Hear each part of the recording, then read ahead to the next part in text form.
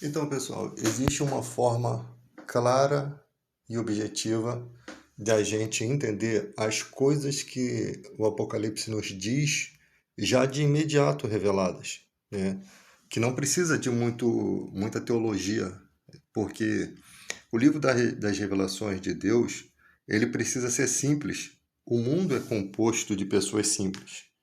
Se vai ter um carinha fazendo sinais e prodígios para enganar, se Deus complicar as questões apocalípticas, aí que a coisa desanda.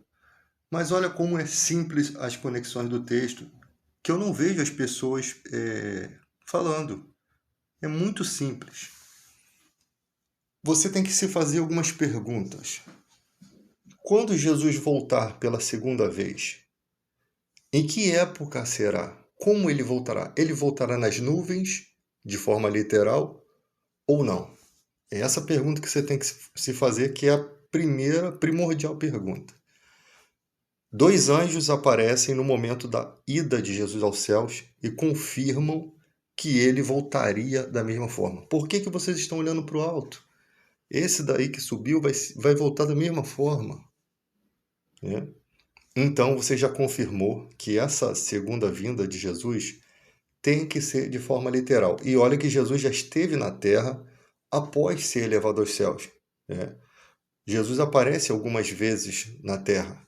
Quando vai falar com Pedro, possivelmente naquele tempo lá, que eles estavam pescando e não reconheceram a Jesus. Jesus come pão e peixe com eles na praia. Jesus já tinha passado já tinha subido aos céus, já estava à destra de Deus, como Pedro afirma, que subindo aos céus reina à destra de Deus. Então Jesus não está impedido de vir à terra na hora que ele quiser. Ele só está impedido de vir à Terra nas nuvens se não for o momento adequado. Isso é muito simples de entender. Porque a vinda de Jesus nas nuvens, ela só se conecta a um texto, a marca da besta. Porque o propósito da sua vinda nas nuvens é destruir o anticristo, né, o falso profeta, o anticristo e a besta, e lançá-los vivos dentro do lago de fogo e enxofre. A gente tem que entender que critério é esse, porque não existe nenhum texto que mostre tão profundamente isso. Lançados vivos, o que significa isso? Eram, eram duas criaturas? Eram dois humanos? Então a gente tem que analisar as outras partes do texto. Eu só vou falar daquilo que dá para se compreender, tá?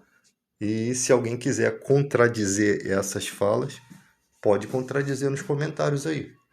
Mas eu tenho certeza de que eu pego textos que têm uma profundidade que possa ensinar isso de forma clara e objetiva. Muito simples. Pega aí 200, 500 cristãos e vamos debater esse assunto e ver quem é que está certo e quem é que está errado. Porque se o Espírito Santo é um só e é o mesmo, e é uma só fé, temos que falar as mesmas coisas. Não podemos ser tão diferentes do raciocínio, né? Quem não tem o Espírito Santo não aceita essas coisas. Então você vai ter que tirar um monte de gente que não tem essa aceitação de boa parte da Bíblia. Então, no momento da sua vinda, vão haver acontecimentos na Terra. Esse texto em específico da vinda de Jesus, perdão, ele se conecta exatamente com aquilo que Paulo diz. Os mortos ressuscitarão primeiro. Paulo fala assim: nós, os que estivermos vivos, seremos transformados. Não significa que Paulo estaria vivo no momento da vinda de Cristo. Possivelmente ele poderia aguardar a vinda de Cristo para a época dele, porque não se sabia, né? O que se sabia, os discípulos sabiam de alguns acontecimentos e possivelmente Marcos, Lucas, Paulo tiveram esse entendimento. João Marcos, era aquele carinha que ficava seguindo distante os discípulos, né? Ele ficava seguindo e depois ele se tornou um apóstolo, tá? Mateus, Levi, coletor de impostos escolhido por Jesus, é o cara que está escrevendo um monte de coisas que Lucas, que era médico, companheiro de Paulo, está absorvendo esses textos e mandando informações para outras pessoas, né? Fazendo o Teófilo, fazendo pessoas entender aquilo que estava sendo as falácias da época, a história da época desse homem que era Jesus, né? Então, para a gente não ficar perdendo tempo com essas baboseiras de teologia, essas brigas com ateus, essa bobeira toda de religião, vamos nos aprofundar no que é um estudo bacana. Falar de Apocalipse, isso não aconteceu, né? Na época, o que a gente pode conectar mais também dos textos? Quando Jesus vier, os mortos no Senhor. Quem são esses mortos no Senhor? Podem ser os que morreram naquele momento em que a marca da besta estava sendo colocada, porque a marca na mão, na testa, não pode comprar nem vender, já identifica um sistema em que existe gente comandando. Quem não tiver essas marcas não podem comprar nem vender, porque essa marca significa adoração daquele ser. Isso nunca aconteceu na humanidade. Nem você pegando descrições de Nabucodonosor, lá do livro de Daniel 6 ou 7, você tem algumas referências semelhantes, mas você não tem exatamente esse acontecimento. Porque esse acontecimento é para o fim dos tempos e para a inauguração do milênio. Porque no momento em que Jesus destrói a besta e o falso profeta, ele amarra Satanás por 1000 anos e ali reina-se aqui na Terra durante 1000 anos, né? Com os seus. E vão ter pessoas decapitadas por conta do testemunho que está citado em Apocalipse, que vão estar ali testemunhando contra a besta. Pessoas que não aceitaram a marca, que não tinham a marca, estão lutando para que as outras pessoas não recebam essa marca. Possivelmente isso. Que testemunhar seria isso, não aceite. Se a igreja hoje aceita crianças falando em línguas estranhas, malucas, que não tem nada a ver com igreja, se aceita falsos profetas, olha a cadência, a decadência da igreja moderna. Imagina um cara fazendo sinais e prodígios, se possível enganar até os escolhidos, diz a Bíblia. Imagina. Fora que você não vai poder comprar nem vender se não tiver aquela marca, ou seja, você vai morrer de fome, você vai ter que fugir, a tua família vai ter que fugir com você. Diz o texto que muitos vão te entregar, a tua família vai te entregar. Uns vão ser mortos, outros vão ser presos. Vai ser uma loucura. Mas o sistema, você não vai poder lutar contra esse sistema, porque só quem destrói o anticristo é Jesus. Você não pode tomar a frente de Jesus. A profecia tem que se cumprir. Então ninguém vai matar a besta, o falso profeta, ninguém vai destruir eles, senão Jesus, com o sopro de sua boca, vai lançá-los vivos no lago de fogo e enxofre. E inaugurar 1000 anos de reinado aqui na Terra. Então, isso daqui é uma coisa que as pessoas fazem um rodeio. E é uma coisa muito simples. E eu creio que conforme a aproximação da vinda do Senhor, essas coisas vão se tornar muito mais simples, né? Se a gente parar de perder tempo. É lógico que quando estiverem acontecendo essas coisas, Deus vai de alguma forma preparar os seus, porque vão ter que ter pessoas testemunhando. Quem são essas pessoas? Elas têm que estar preparadas para o que deve vier. Não só elas e a família delas também, né? Então, é muito simples. Só que o diabo usa muitas pessoas que não tem nada a ver com Deus. Você vê o ministério dos caras, não tem nada a ver com Deus. Isso aqui é uma coisa simples. Você não precisa nem ser cristão para você entender isso. É só você ir lá na Bíblia e verificar se isso é verdade. E eu creio que muita gente que nem é cristão vai acreditar em Deus por conta dessas pequenas coisas, pequenos detalhes, né?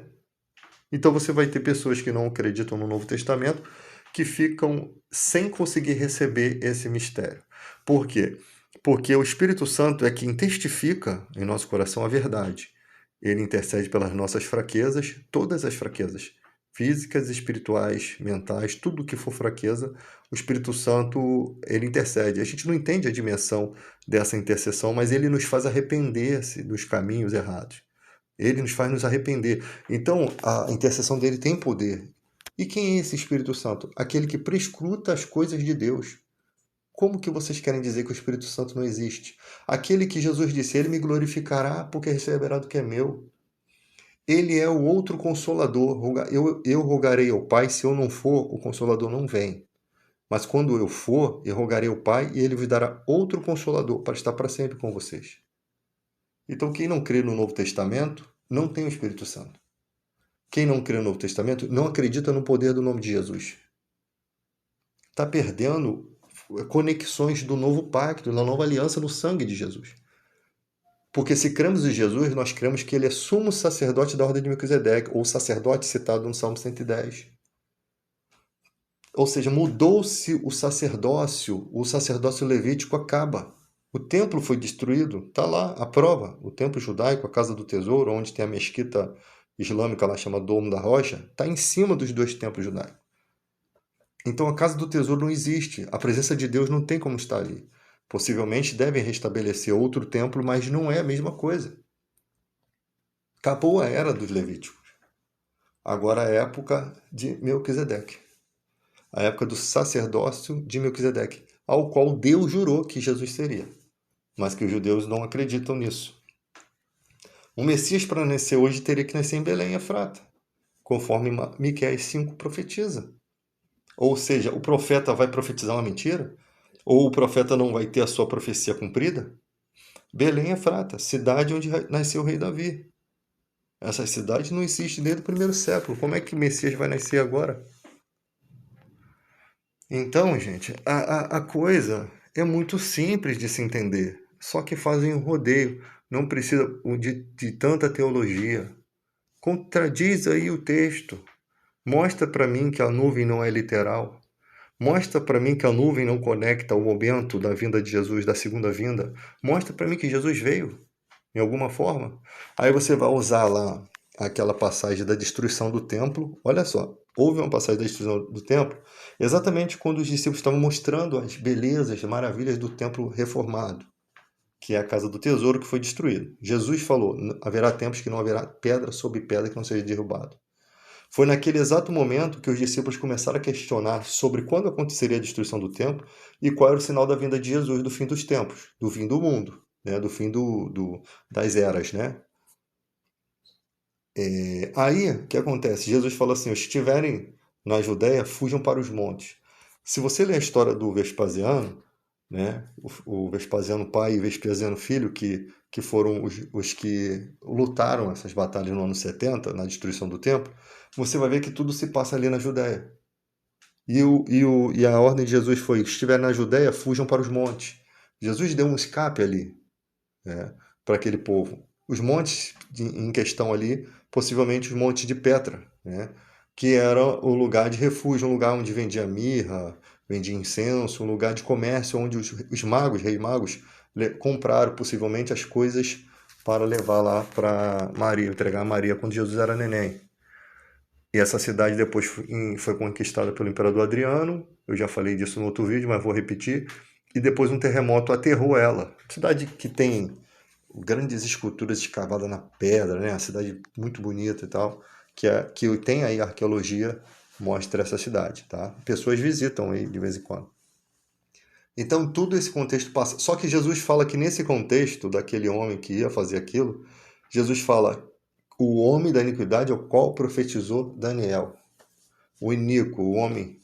E aquele ali não é o anticristo. É um tipo de anticristo, é um tipo de pessoa que se voltaria contra aquele povo judeu e se faria maldade. Se voltaria contra os cristãos judeus que se converteram ao cristianismo e faria maldade. Porque haviam duas questões ali. Os judeus que lutaram contra os romanos, tiveram o templo destruído, e havia os judeus cristãos que se converteram ao cristianismo. Você pode perceber que Pedro, numa pregação, acaba a pregação entrando no coração de muitos judeus, e Pedro falou, vocês crucificaram o autor e consumador da vossa fé. Aí eles desesperam, e agora o que a gente faz? O que a gente faz? Se arrepende. Se arrepende e sejam batizados em nome de Jesus, para que vocês sejam perdoados desses pecados.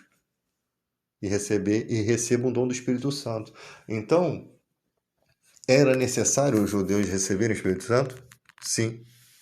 Porque Jesus veio para eles. Jesus veio para, através deles, continuar a obra. Só que alguns herdaram a promessa. Assim, da mesma forma no deserto, como quase todos morreram só sobre o Josué e Caleb, e as crianças de 23 anos, os adultos de 23 anos para cima, para cima ou para baixo, sei lá, de 23 anos para baixo, herdaram a terra prometida, né?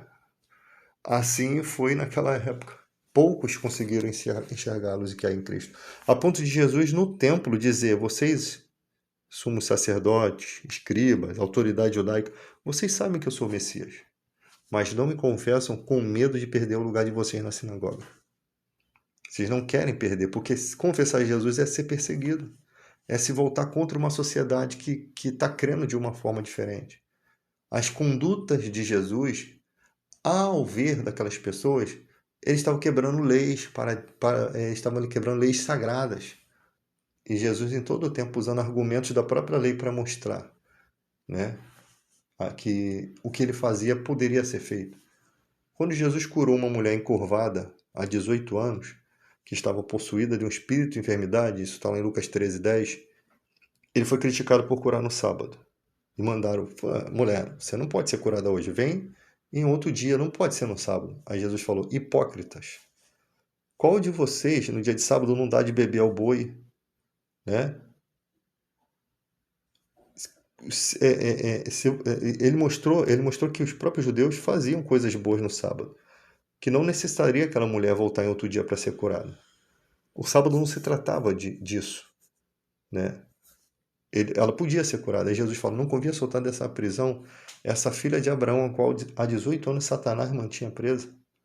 Será que aquela mulher tinha que esperar mais? São 18 anos que o espírito de enfermidade ocupava a coluna daquela mulher. Ele não está dizendo que todas as doenças são de cunho espiritual, não, mas naquele caso específico, aquela mulher encurvada de Lucas 13:10, ela está corcunda por conta de um demônio, um espírito de enfermidade, que pode ser um ou mais. E Jesus fala, não convinha soltar dessa prisão no dia de sábado essa filha de Abraão, a qual há 18 anos Satanás mantinha presa. Não convinha? E todos ficavam calados, né? Então, muitas vezes, você vê o tratamento de Jesus com a hipocrisia. Raça de víbora, cães, devoradores, lobos, sepulcro caiado, filhos do diabo. Cara, o tratamento de Jesus com os hipócritas da religião era severo, sabe por quê? Porque, por conta de muitas autoridades dessas do Antigo Testamento, o povo sofreu grandes coisas, terríveis coisas. Vocês matam os profetas.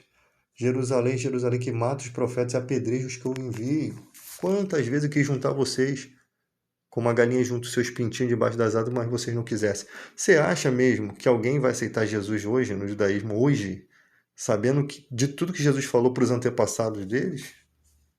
Fica aí a questão.